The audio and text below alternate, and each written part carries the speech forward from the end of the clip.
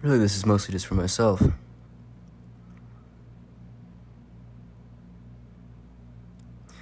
I decided this morning that the film is not going to happen because it's impossible.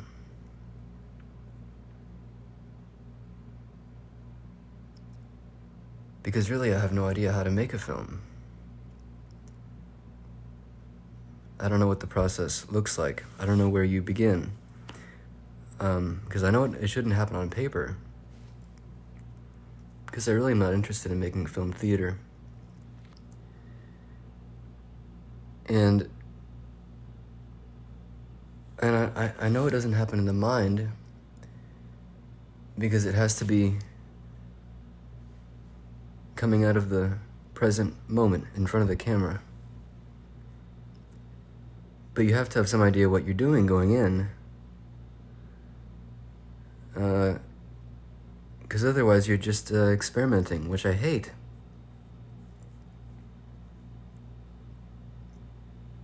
But I really don't want to design something because I don't want to lie. And I guess I just don't know.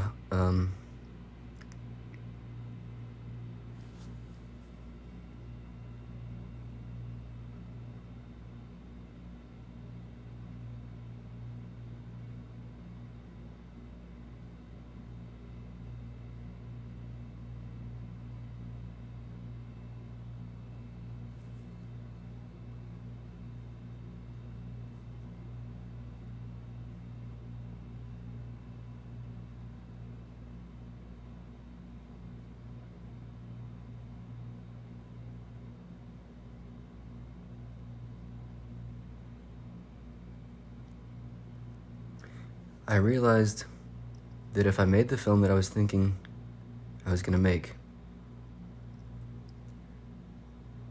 I don't think I would want to watch that. Because it would just be people talking. And I really am so sick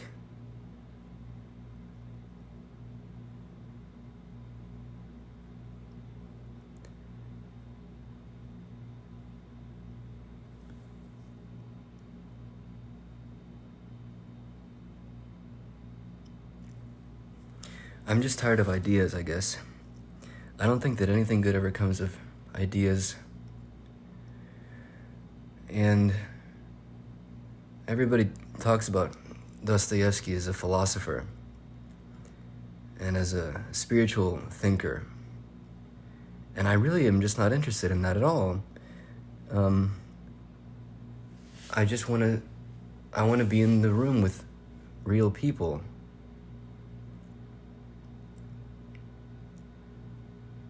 And I don't know how to do that. I really just don't know how to begin.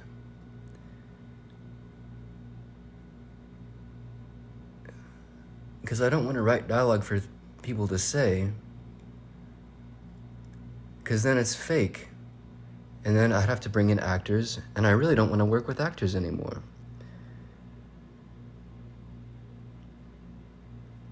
But somebody has to be in front of the camera.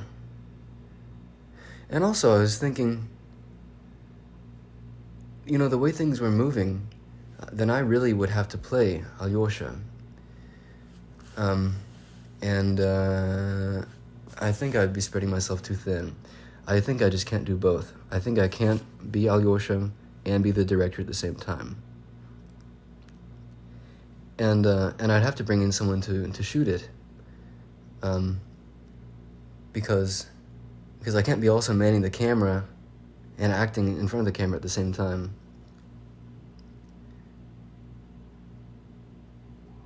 So I'd have to hire a professional, and I don't want it to feel professional.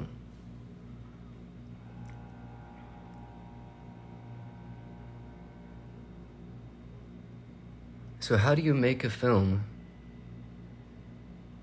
that feels like it was made by someone who doesn't know how to make a film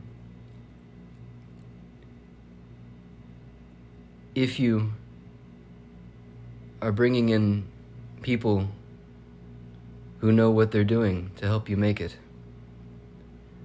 Because you can't bring in people who don't know what they're doing, because then it couldn't get made. This is the most worthless line of thought.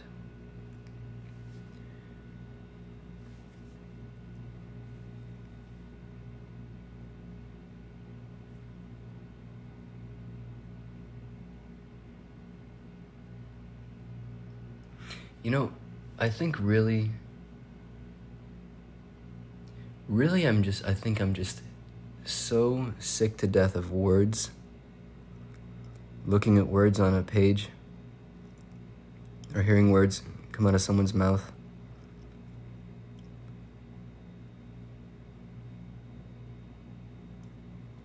There was a period of time where I was thinking, you know, maybe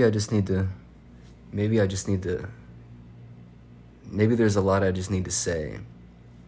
I just need to get everything out so it can all be said. And then maybe I can be quiet after that. I really just don't think I have anything to say at all.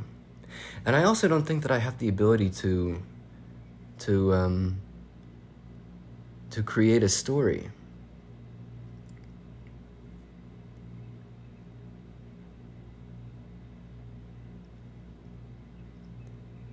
Because I was wanting to take Brothers Karamazov in a new direction. Really, I wanted to make it into a love story. And the problem is,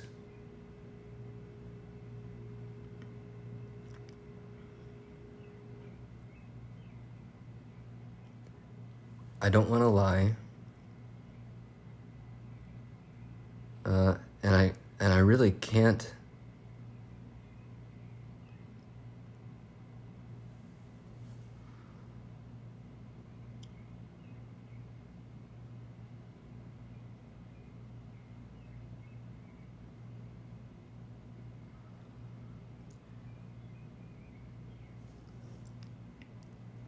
I like these people. And I think they deserve something nice. And I think they deserve something sweet. I think they deserve to be in love, and I think they deserve to have fun.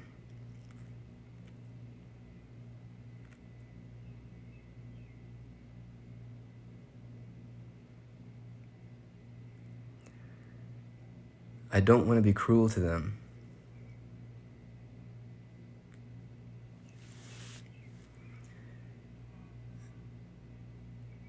And I can't lie.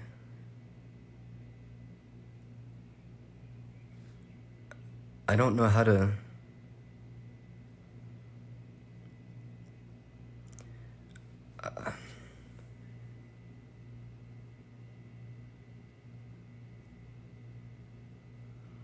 I'm only able to speak from what I know. And I really am just not interested in making a film about waiting and disappointment. I just don't think, I don't want to see that. I don't want to make it. I don't want to see it.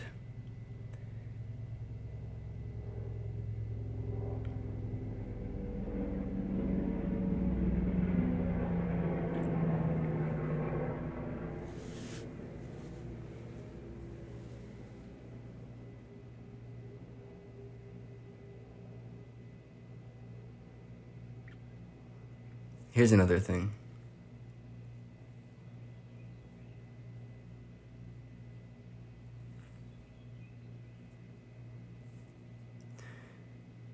Art has to exist for a reason.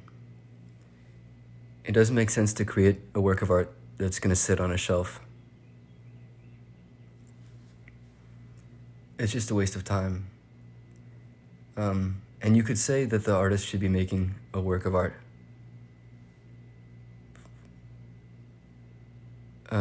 for themselves.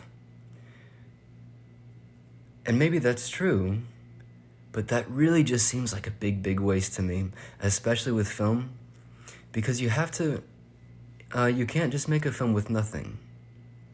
You can make a painting with basically nothing. You can write a book with basically nothing. You can write a song with basically nothing. And you just can't do that with a film. It takes a lot. It takes a lot of time and resources. And I just don't think it makes sense to spend all that time and resources on something that is just going to sit on a shelf. Because I don't think that I was trying to think if I've ever actually been helped by any of the work I've done. And I don't think that I have. I really would like to believe that I've grown somehow as a person, that I've learned things, and that I'm better equipped somehow. And I just don't know if that's true. Because it's still way too easy to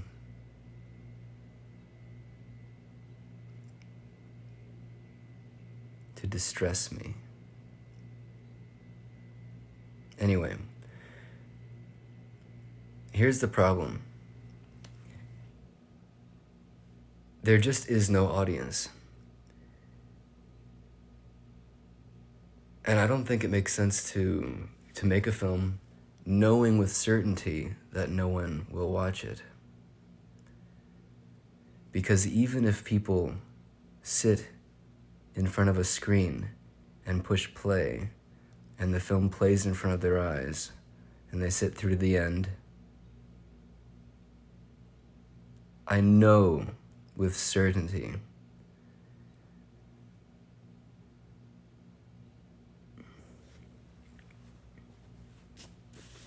people do not have the ability to engage with art emotionally.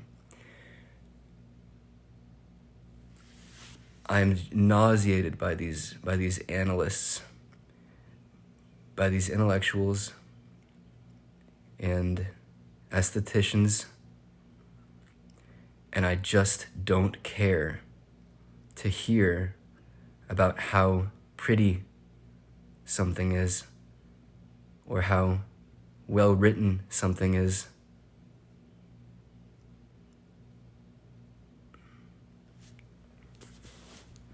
But people really can't be blamed because they think that that's what I want to hear, and I just don't want to hear that, because all that tells me is that they just haven't been paying attention. And when you tell people to pay attention, they don't know what to pay attention to, because there's no awareness in the world of American film, in today's world. There's zero awareness of the fact that a human being in a film can be a human being, a real person with an inner experience. People have no concept of what it means to connect to a person on a screen emotionally. And that's what's required, minimum. Otherwise, you're just looking at pictures. And I'm not interested in giving people a picture show. And if people think that that's what I'm doing, then really I'm wasting my time.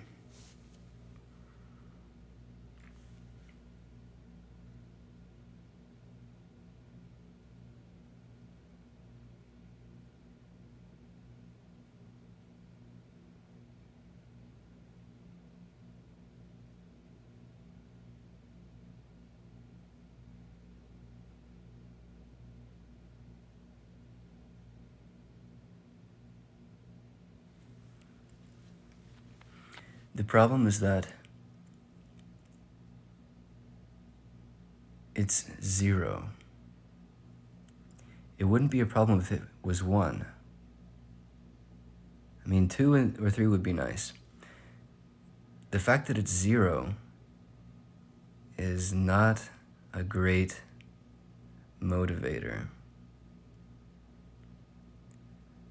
why would I do something for zero?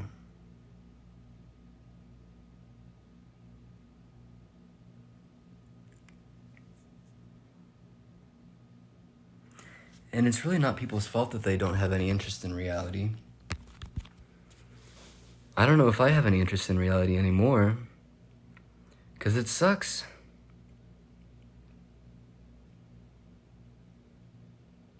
I don't think that's true. I think reality can be very, very nice.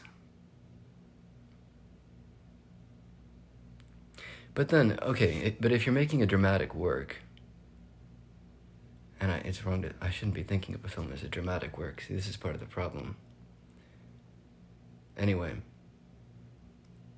a film has to, a film should have an edge, I think. A film can't be light and easy, I don't think.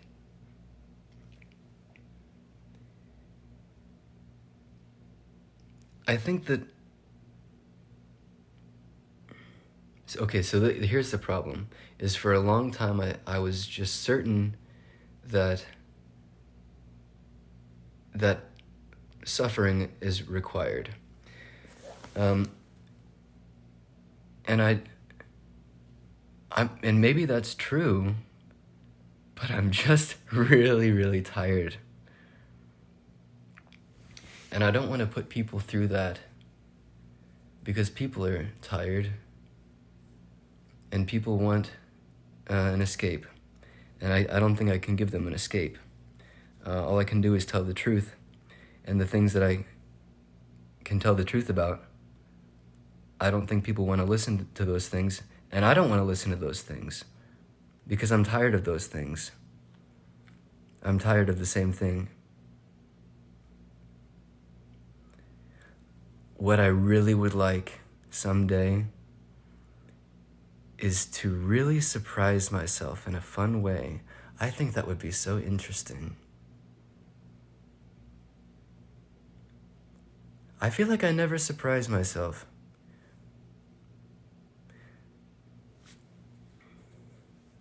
It would definitely be scary too. I'm not saying I want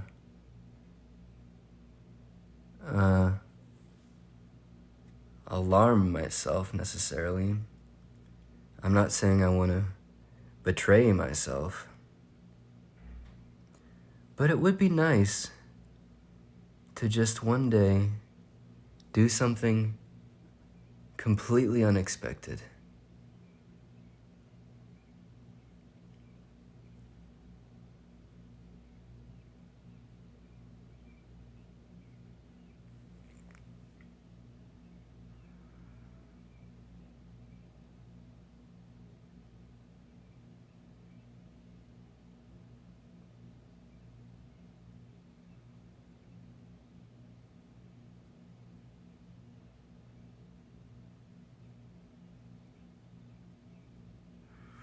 Do you ever think sometimes, this is not a good thought. No one should be thinking these things. This is bad, and I wish I didn't think this.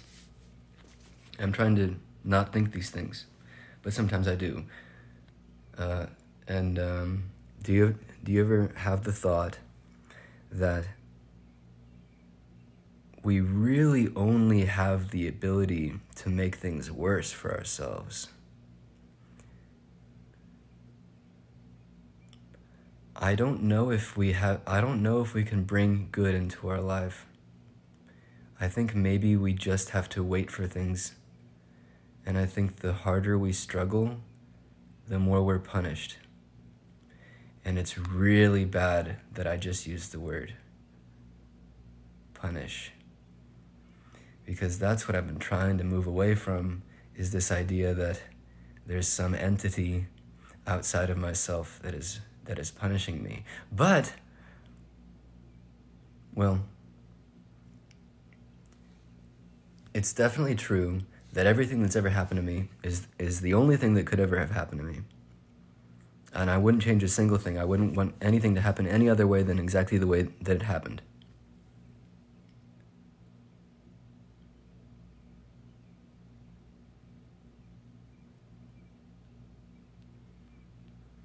But sometimes it does really feel like I need to be very careful.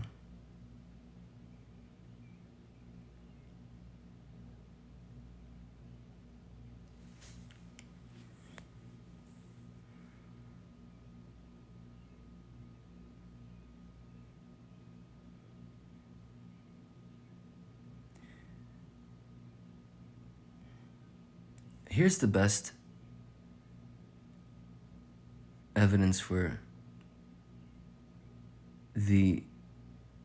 I won't say the non-existence of God, but I'll say the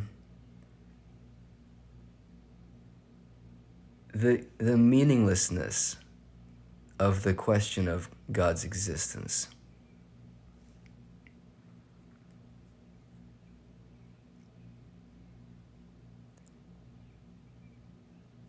As soon as I started believing in God, things got so much worse.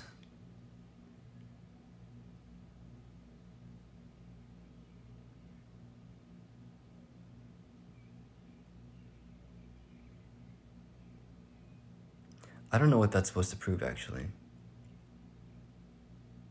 Well, I guess it's the idea is that I'm imagining that someone is judging me, so I'm expecting judgment. So I'm responding to things as if I'm being judged.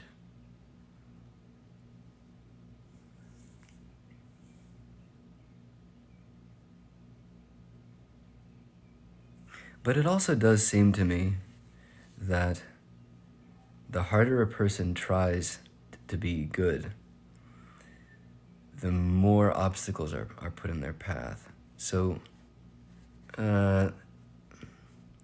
it seems sometimes like the people in this world that are the best morally have the worst time.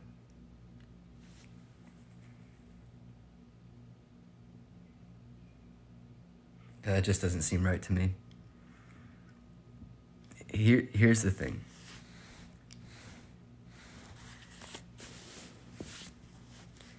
Really, the only way to think of God, I think, is as an artist. And as an artist,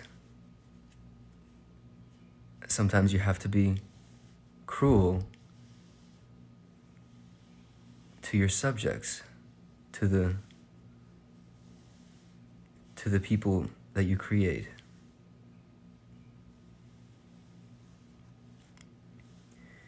And when I was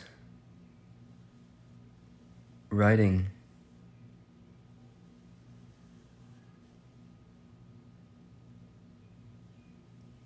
the relationship between Alyosha and Grushenka, I think the idea was to be gentler with them than God would be. But that's false.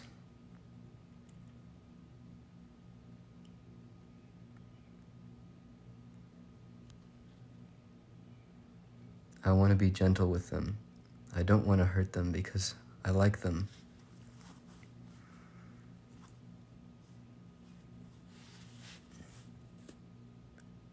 I think really the only thing I can do is just leave them where they are.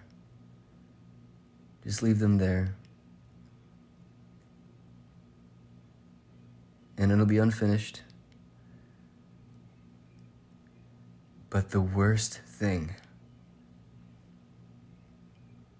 is to sit there and experience the end of something. That's the worst thing. That's the very, very worst thing.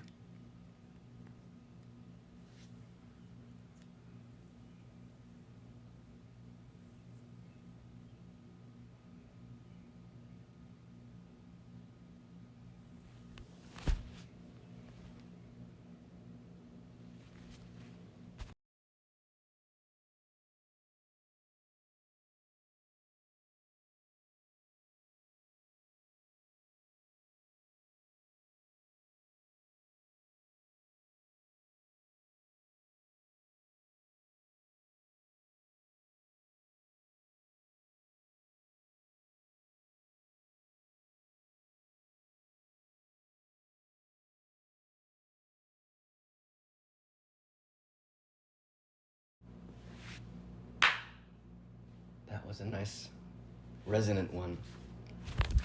Let's talk about something fun. Here's the subject of the week. Translation theory. Translation theory. Oh boy.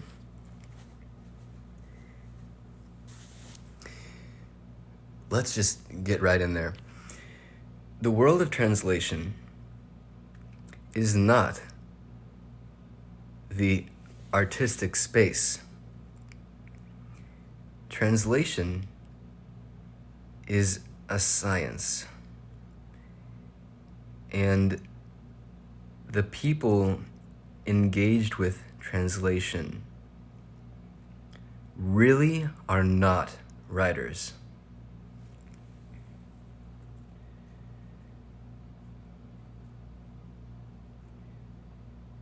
Because all they care about is words on a page. I really don't care about words on a page at all. I'm so sick to death of words on a page. I cannot deal with words on a page anymore. A writer writes from an image, and this image is charged with feeling, and the writer wants to make the reader feel something. They want the reader to respond to this image of reality. So the words are just an attempt to get close to this image. and the hope is that the force of the author's emotional response will be to some degree shared by the reader.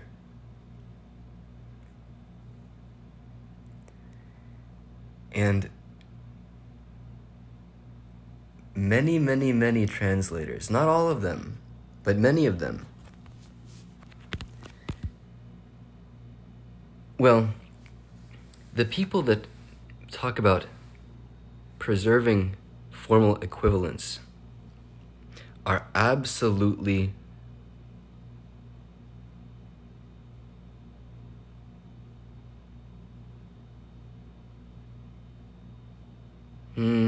I'll say stupid. Because, okay, people say, I want to read a translation that is as close to the original as possible because I want to get the author's intent. First I'll read a very, very accurate, linear, one-to-one translation so that I get the true experience. And then after that, once I know what really happens, what the novel is really like, then I'll read a more expressive translation. The author's intended experience. Is the author's intended experience looking at a sequence of words on a page? No, it is not.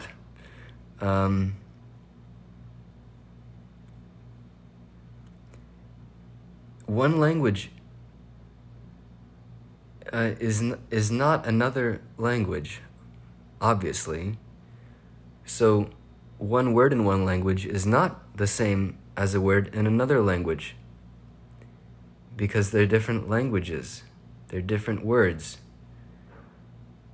So if you're talking about preserving the objective text, you're just being a little bit silly, in my opinion. Because automatically, as soon as you begin the translation process, the text changes. So, once you begin the translation process, once you leave for the first time the source language, you have immediately lost something forever that is never coming back. There is nuance in the original language that is tied to the form of the source text in its original language.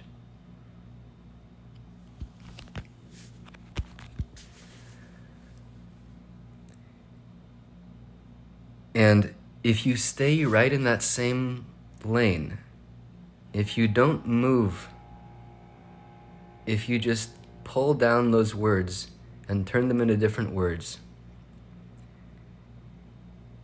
there has only been a loss. The nuance has been lost, and nothing new has been brought in, because you're basically just a computer turning word into word, just one word into its closest equivalent in the other language. And that's just not what writing is. That's just not what an artistic process is. But again, translators are not thinking of their work as an artistic process. They're thinking of it as a science. It's a craft. And for some translators, the goal is to preserve formal equivalence.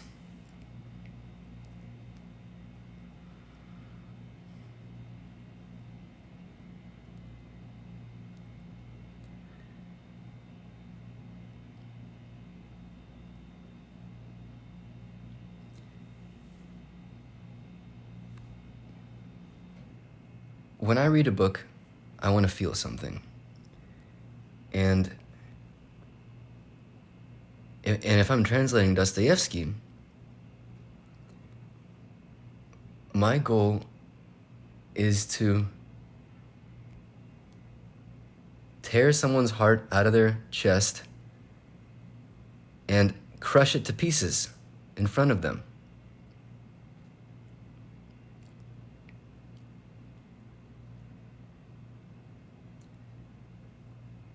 I don't care what the words look like on the page. I want them to feel this moment. And I want them to really, really know these characters, these people in this work. And if the language that a character is using to express themselves changes, then what they're saying has to change to some degree. Really, all that you're left with is this core feeling, the feeling that is motivating their speech.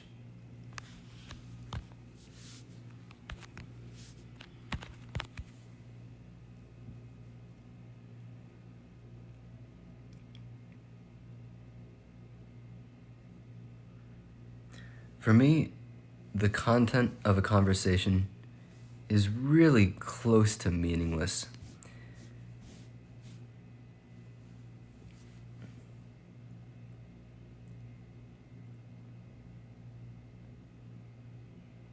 I think a really meaningful conversation, I think you come away having touched the other person deeply,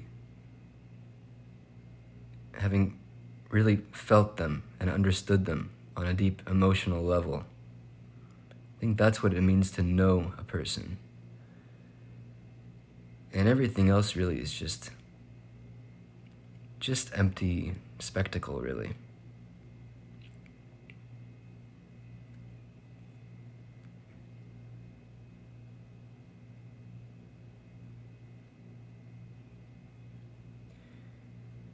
What is the point of reading a translation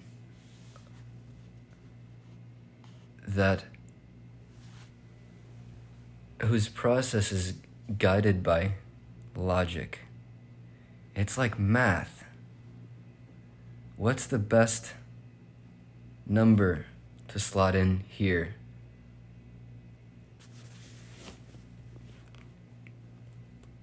And you want it to look the same on the page, but it's not the same. It can't be the same. You're a translator. It has to be different.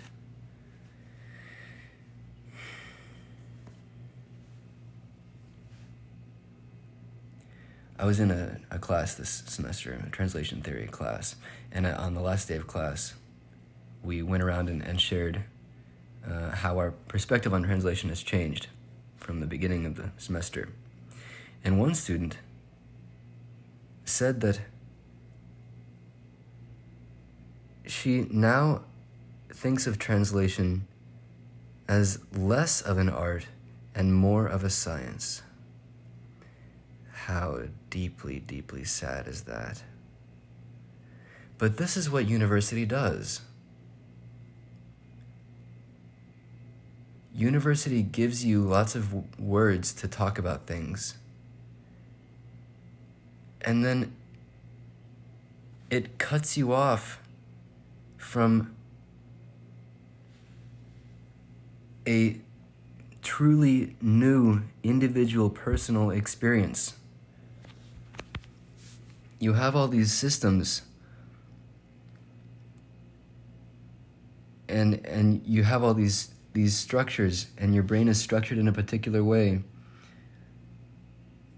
So you're just circling around the same conclusions as everyone else. Art requires a unique perspective. Artistic creation begins when the rules are bent or broken. The kind of translation that is being taught at university could very easily be done by a computer, and I think very soon it will be. If you're talking about the kind of work that certain prominent Dostoevsky translators are doing, that kind of work could be done by a computer. And again, I think it will be in the near future. When a human being is brought into a creative process,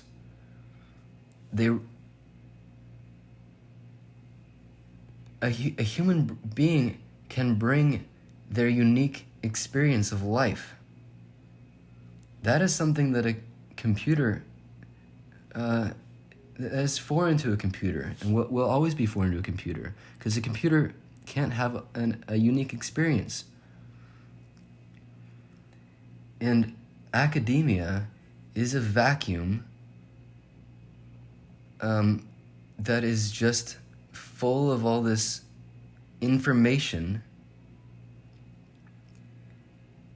and you are taught to receive everything and funnel it through this network and process it the same way as everyone else. What a sad situation. Oh dear. Oh dear. But, I mean, look at film academia. My goodness. You would be hard-pressed to find an individual who understands cinema less than an American film student.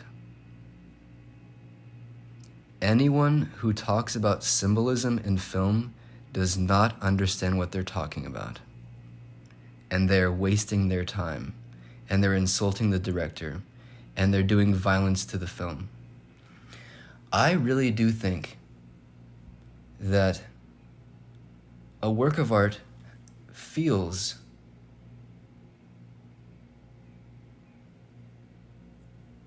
when it is mistreated. Completely independent of the ego of the artist. I'm not talking about someone criticizes a work of art and the artist says, boo-hoo, I put so much of myself into this and now my feelings are hurt. That's not what I mean. There's an experiment where, and this could be completely wrong, but there's an experiment where a group of people were shown a picture that had many, many, many hidden faces, and they were asked to identify as many as they could. So they did, and they left, and then a new group of people was brought in, and these people were shown all of the faces in this picture, they, people running the test pointed out all the faces to them. So they saw all the faces. And then they were sent away. Then a third group of subjects was brought in that had never seen this picture before, hadn't talked to any of the previous, whatever you call it, people who take the test. And this third group identified more faces than the first. This can only mean that there is a collective consciousness where when attention is drawn to something, humanity becomes aware on a subconscious level.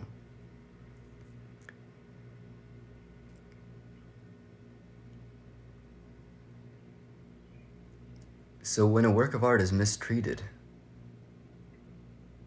it isn't just isolated to that one experience, that one individual's poor experience with the work of art. If someone watches a film and thinks it's full of symbols, thinks that it's empty and boring and worthless,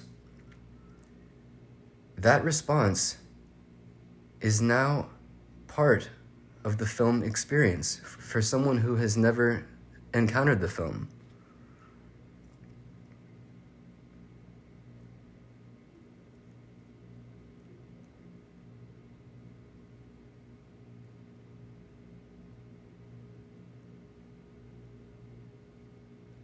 I think that certain works of art actually push away people that aren't ready for them.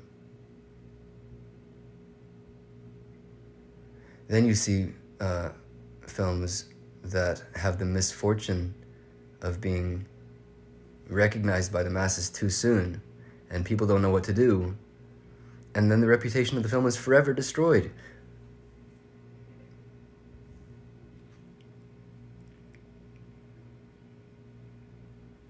Camera ran out of storage.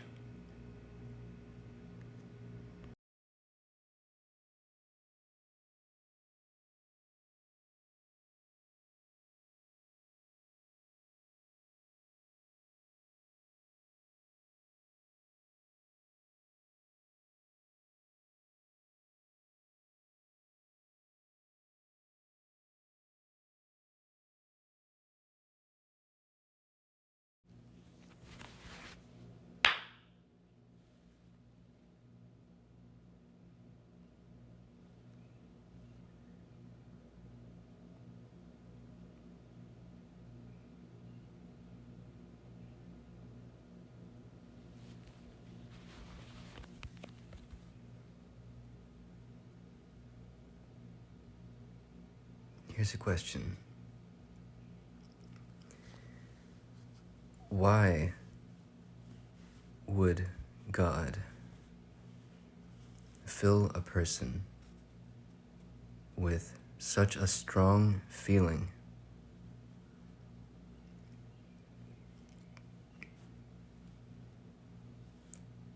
if it was just always going to end in nothing?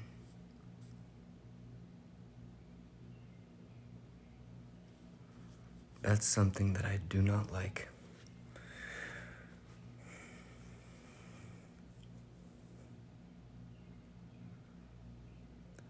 I don't like the way that God uses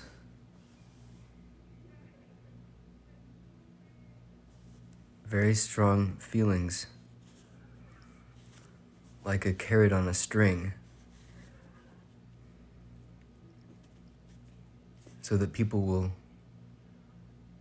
work very hard at something.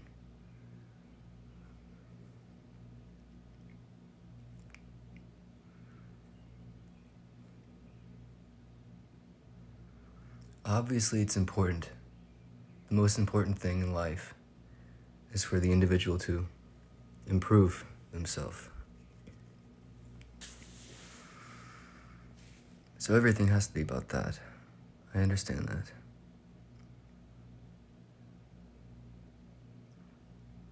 But there are some things I just think that it's wrong to deceive people in that way.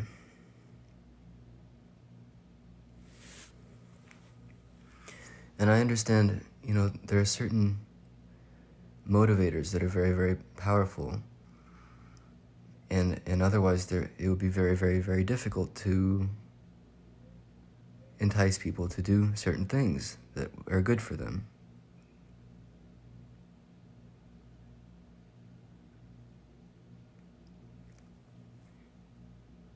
This is not exactly the same, but it's related.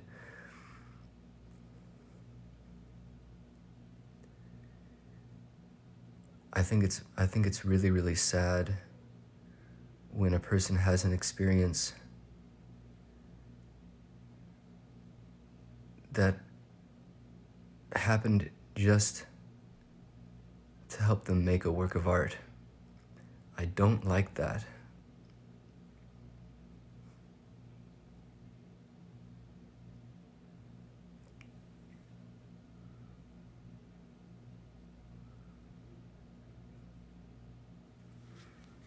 I don't want to sacrifice my life to the art forever.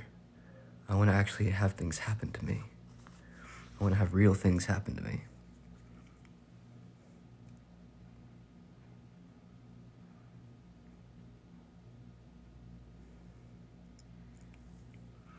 When I was in drama school, one of my professors told us that the curse of being an actor is you go through life with an awareness of how your pain can be harnessed for the stage.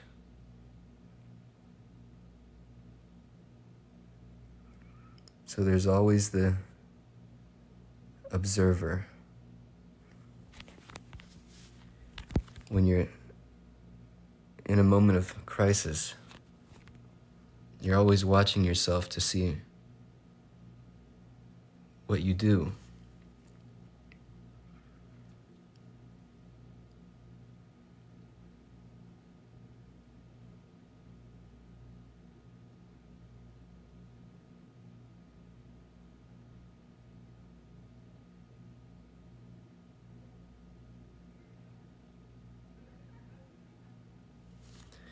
And I wish I could get away from that. I really, really, really do.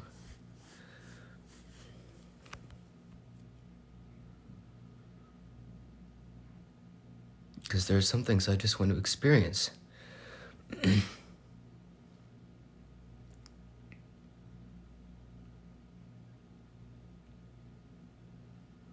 And there are some things that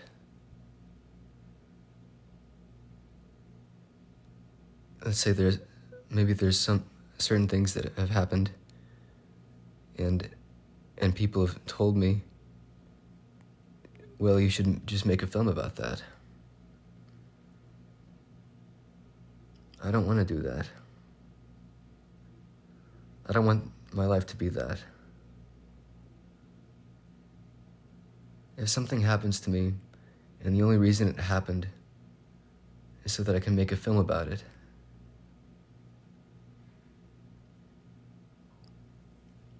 I don't like that.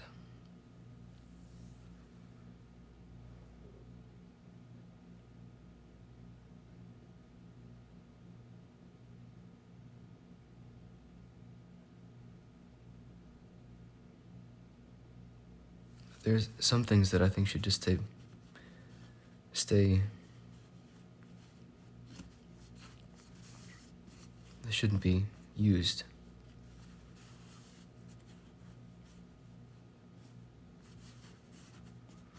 I think I made a mistake recently.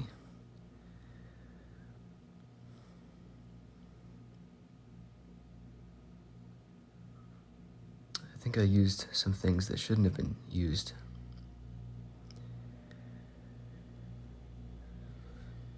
And now I'm just wondering if I've cursed myself. maybe those things, because I used them in that way, they only happened to be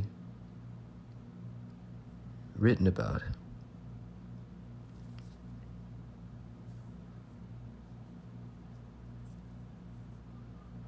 I don't want for things to end up on paper.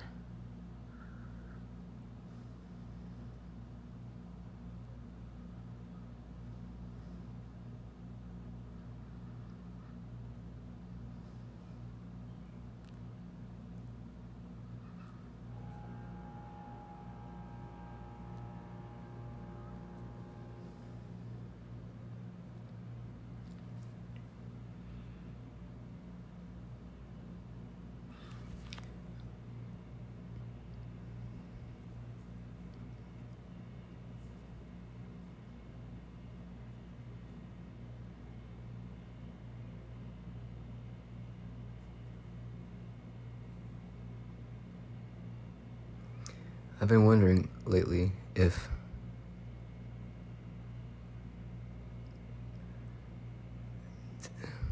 to what extent it's okay to deceive yourself.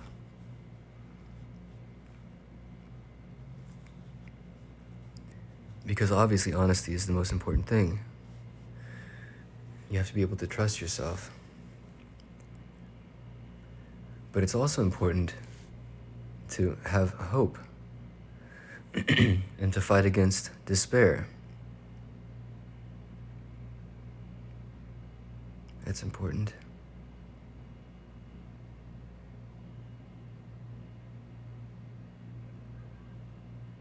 So what happens when you don't feel it? You have to lie to yourself.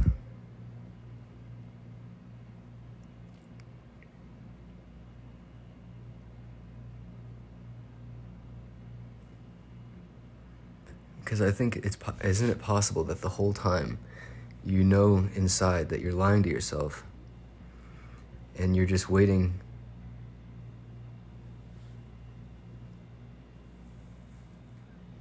for the consequence of that? Because lying is punished. And I think it's possible that lying to yourself that things are good or that things could get better, that good things are possible,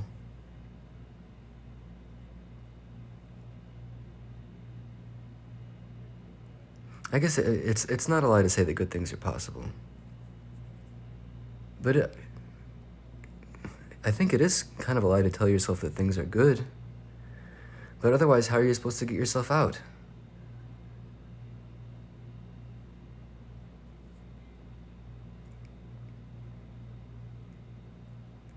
I think that there has to come a point when you make a decision that the world is good.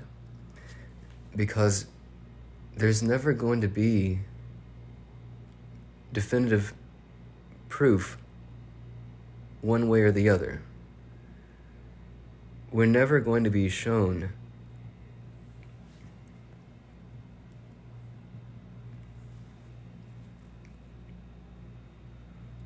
it wouldn't be good for us to know with certainty that, for example, that there is a loving God and that everything we do is for our best and that we have eternal life in paradise or whatever.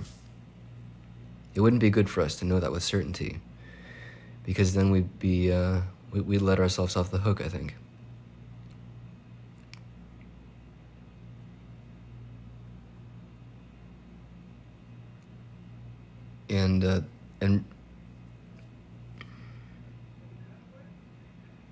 And the reverse of that, I think, is more, has a stronger pull, I think.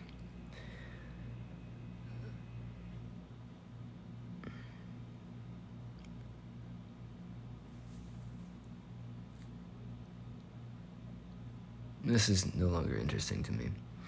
What should we talk about? We can talk about anything. Oh, you know what's interesting? Oh, here's something I shouldn't even talk about. Well,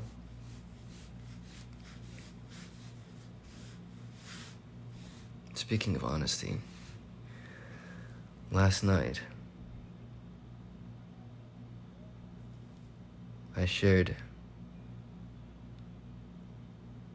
the truth with a friend of mine.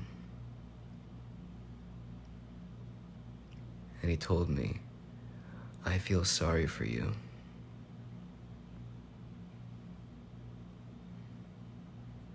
And he apologized right afterward, which I thought was nice. But really, he didn't have to apologize, because because I feel sorry for myself.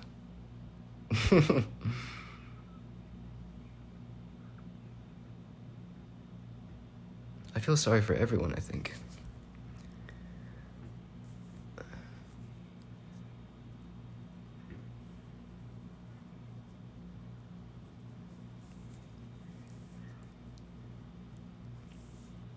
I don't think there's any single human being's life that they've lived on this planet that I envy.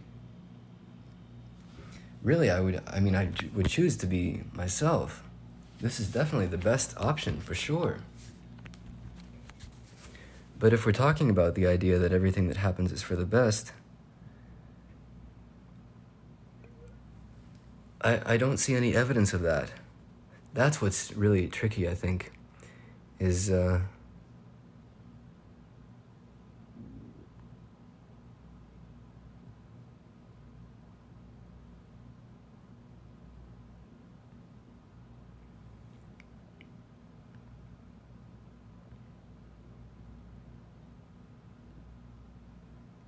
but no, let's just wrap this up by saying it's good to be honest. It's important to be honest, even if you're punished.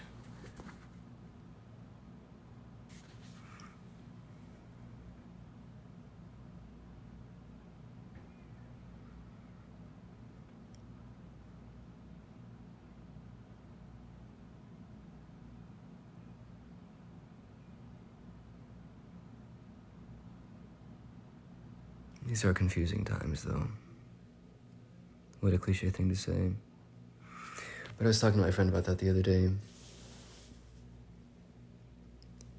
It seems to me like we've almost gone back to the Regency era in terms of the ridiculous rituals, social rituals that everyone has to participate in. Everything has to be done in a particular way. There's a certain way you have to introduce yourself to someone, and there's a certain amount of time that has to pass between conversations.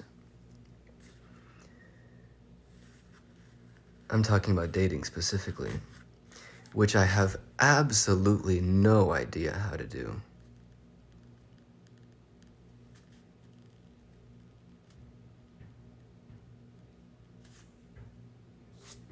Isn't that ridiculous? What a silly thing.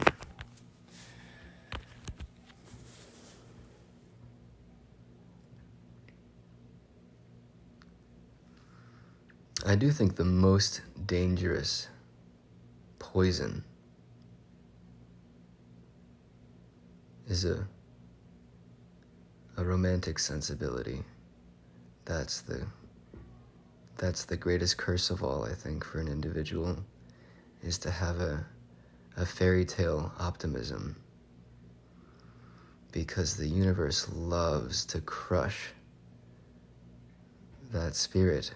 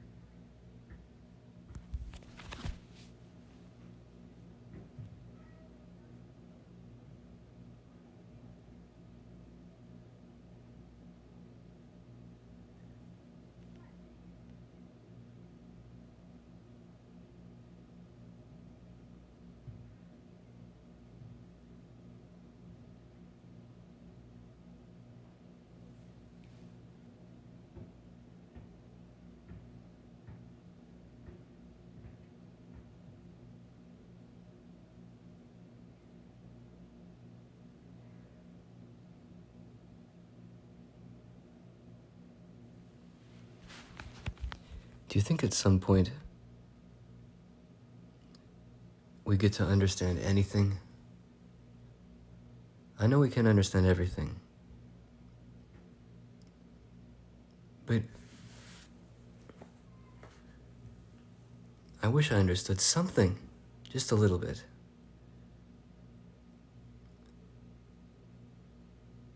Because otherwise I'm just gonna keep making,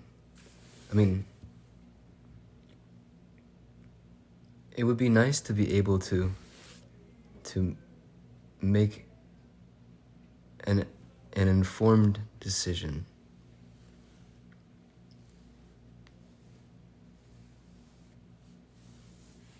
And not just throw myself blindly into uncertainty every time.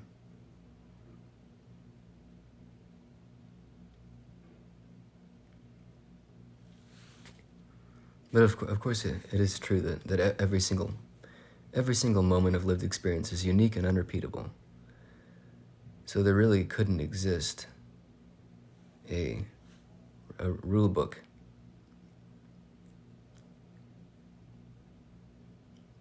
And actually, you know what? But I really do think, that on some level, I think I do understand everything. I think my, whatever part that it is, my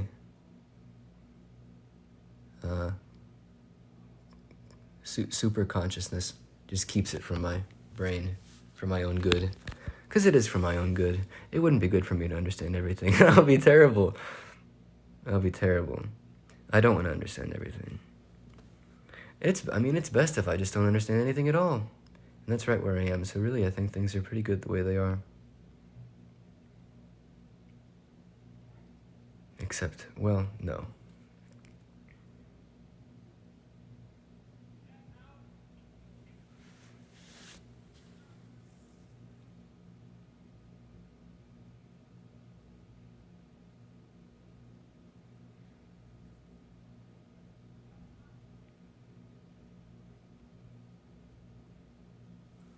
I guess the most important thing